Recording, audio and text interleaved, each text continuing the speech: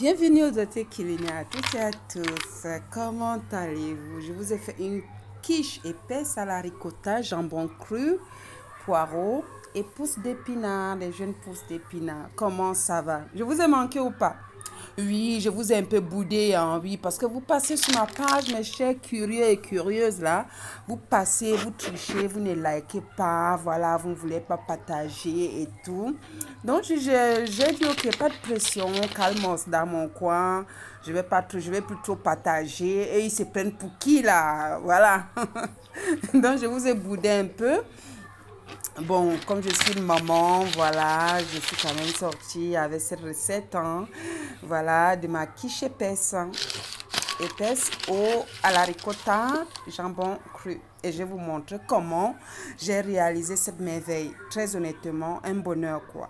Délicieuse, bien bon, tellement bien bon, savoureux, diététique, vraiment moins gras. C'était d'un goût de tonnerre, quoi, un goût brut.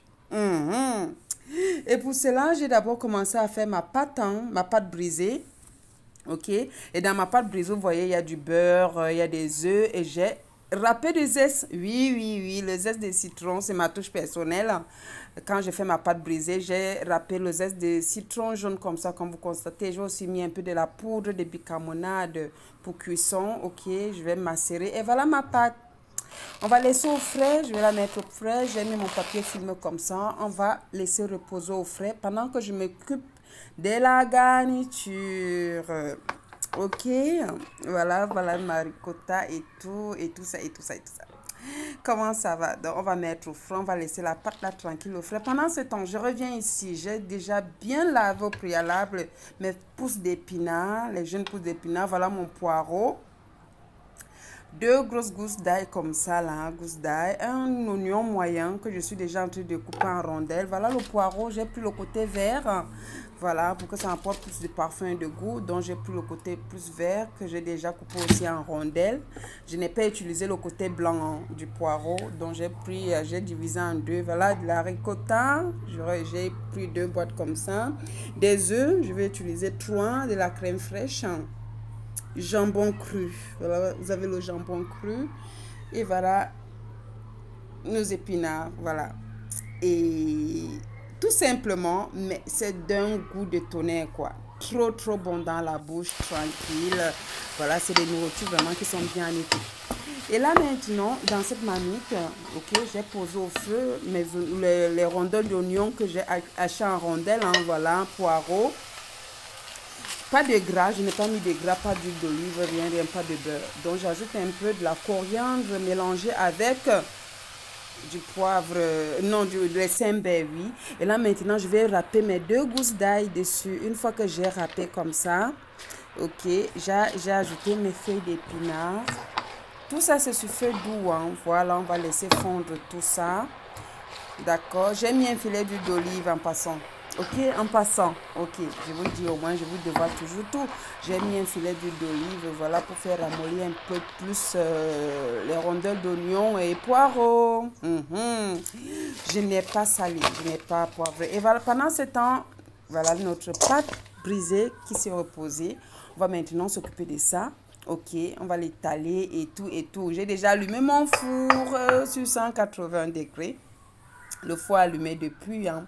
Et voilà, j'ai étalé ma pâte, voilà, j'ai disposé dans mon assiette, ok, voilà, et j'ai fait des petits trous pour aérer cela, pour la cuisson et tout. On va mettre au four, tout en contrôlant, comme le four est déjà chaud, on va mettre au four pour 5 à 7 minutes comme ça, tout en jetant un coup d'œil, voilà, parce que ça cuit vite.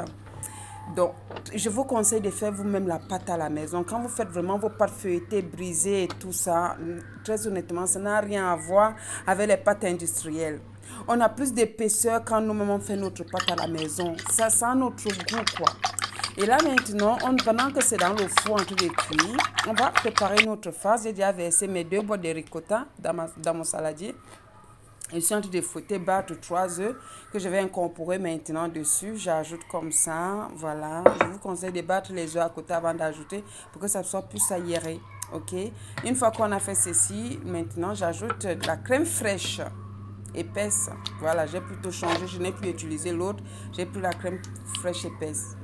Donc là, maintenant, on a mis 3 cuillères de crème fraîche et c'est bon. Et c'est OK. On n'exagère pas. OK. On va mélanger. Je vais mélanger tout ça. D'accord. Bon, j'ai d'abord pris ma spatule. Après, je vais utiliser le fouet. Et voilà, j'ai pris maintenant le fouet. On va mélanger tout ça. Tout le fouet à main.